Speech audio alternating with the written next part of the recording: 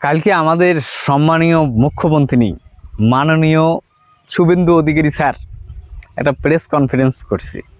সেই প্রেস কনফারেন্সের মধ্যে যে কথাগুলো কল তার একদম সরলীকরণ ও আমার প্রতিক্রিয়া সংযুক্ত থাকবে এই ভিডিওর মধ্যে।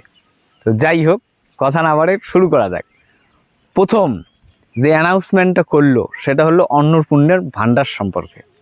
দেখো, তোমার হয়তো বা মনে আছে, যখন প্রথম শুভেন্দু অধিকারী যখন পশ্চিমবঙ্গের মুখ্যমন্ত্রী হইল তখন কিন্তু অন্নপূর্ণা ভাণ্ডার নিয়ে যখন কইছি যে অন্নপূর্ণা ভাণ্ডারে সেই সব ব্যক্তিই টাকা পাবে যারা কিনে লক্ষ্মীর ভাণ্ডারে পায়। কারণ লক্ষ্মীর ভাণ্ডারের যে ডাটাবেসটা আছে এটা সম্পূর্ণরূপে অন্নপূর্ণা ভাণ্ডারে ট্রান্সফার করা হবে এবং প্রত্যেক ব্যক্তির অ্যাকাউন্টে টাকা ডাইরেক্ট পাঠানো হবে। ওকে, ঠিক আছে। তারপরে আসি কী কর, যে এই যে টাকাটা ডাইরেক্ট পাঠাবার গেলে প্রত্যেকটা ব্যাঙ্ক অ্যাকাউন্টের সাথে ডিবিটি লিঙ্কটে থাকতে হয়। ডিবিটি লিঙ্কটে বাধ্যতামূলক।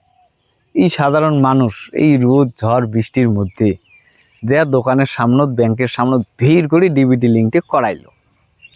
কালকে আবার কি করলো, কালকে এসে বানাচ্ছে যে ঠিক আছে ডিবিটি লিঙ্ক আছে তো ঠিক, এবার আর একটা কাজ আপনাকে করতে হবে, সেটা হচ্ছে একটা ফর্ম আজকে আমরা পাবলিশ করবো, সেই ফর্মটা ফিল আপ করে জমা দেওয়া হবে। যদি জমা না দেন তাহলে অন্নপূর্ণার ভাণ্ডারটা পাবার না। সাথে এটাও যোগ করছে যে ওই যে এসআইআর এর সময় যে সমস্ত মানুষের ভোটের নাম কাটা হয়েছে, ডিলিট হয়ে গেছে, সেই সমস্ত ব্যক্তি অন্নপূর্ণা ভাণ্ডারের লাভটা পাবে না। ওকে, তো এই ক্ষেত্রে মোর মতামত যেটা কম, যে স্যার অন্নপূর্ণা ভাণ্ডার পাবার গেলে কি কি করা লাগবে একবারে কন।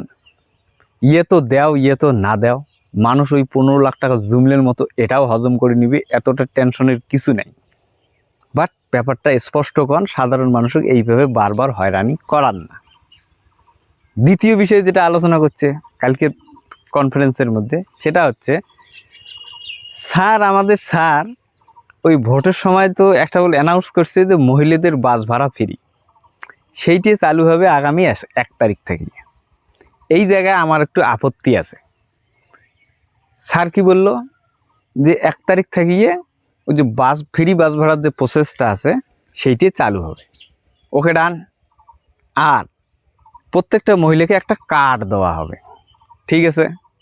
কিন্তু এই জায়গাটায় এই কথাটা কেন যোগ করতে হয় যে এমন কোনো ব্যক্তি, মতলব কি সিধে ভাষায় যদি কবার চান, যে বোরকা বেঁধা কোনো ব্যক্তি যদি বাসের মধ্যে থাকে তাহলে বাস কন্ট্রাক্টর বা বাস ড্রাইভারের এটি বুঝতে অসুবিধা হয় যে এটা আসলে মহিলা না পুরুষ। কিছু কিছু জায়গার মধ্যে কিছু পুরুষ মানুষ নাকি এইভাবে বাস ভাড়া বাঁচানোর উদ্দেশ্যে বোরকা পেঁধিয়ে বাসের মধ্যে দিয়ে যাত্রা করছে। মতলব কি এটি যদি বন্ধ করা লাগে তো সিধি ব্যান করো না, যে বোরকা পরিহিতে কোনো ব্যক্তির বাস ভাড়া মাফ হবে না, বা বোরকা পেঁধা নট অ্যালাউড, সিধে করো। এইসব হিন্দু মুসলমানের টোকনা দেওয়ার কি প্রয়োজন?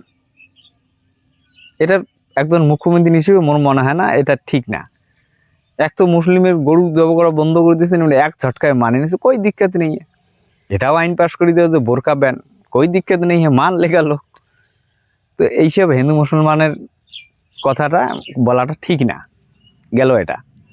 তৃতীয়টা হচ্ছে, যে সমস্ত ব্যক্তির এসআইআর এর ফলে নাম কাটা গেছে, ডিলিট হয়ে গেছে, সেই সব ব্যক্তির কি হবে সেই বিষয় নিয়ে আমাদের স্যার বলছে যে এদেরকে ডাইরেক্ট পুলিশ ধরবে এবং বিএসএফের হাতে তুলে দেবে।